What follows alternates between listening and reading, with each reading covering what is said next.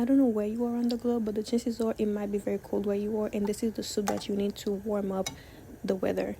So let's go ahead and make it. For this goat soup, I am using goat meat, cow foot, and cow stomach. I plan on using the head, but I didn't know what to do with it, so I set it aside, and let's just show you about the meat. So I cut up the meat stomach and the goat meat and clean it up with some lime juice, lemon juice, and vinegar and salt. The salt helps tenderizes it, and then let it sit a little bit, rinse it, and then I pour some boiling hot water over the meat after I rinsed it.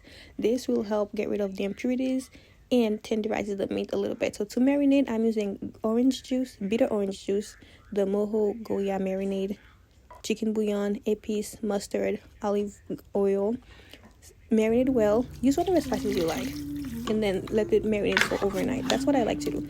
And then I like to slow cook it or pressure cook it. So I pressure cook mine on medium for an hour and 45 minutes. And this is what it looks like. To get this pressure cooker, check out my description box below for the link. Let's get started on the soup. So bring up your biggest pot, fill it up with water, add green onion, salt, chicken bouillon, garlic, and bring it to a boil. Let's make the dumplings.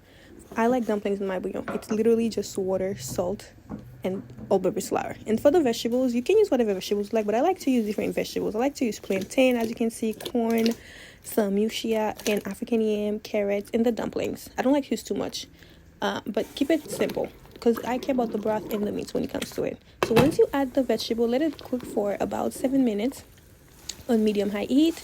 After that, add the greens. For the greens, I am using watercress and fresh spinach. Add the greens and then add the meat and let it come to a boil for 10 minutes on medium heat.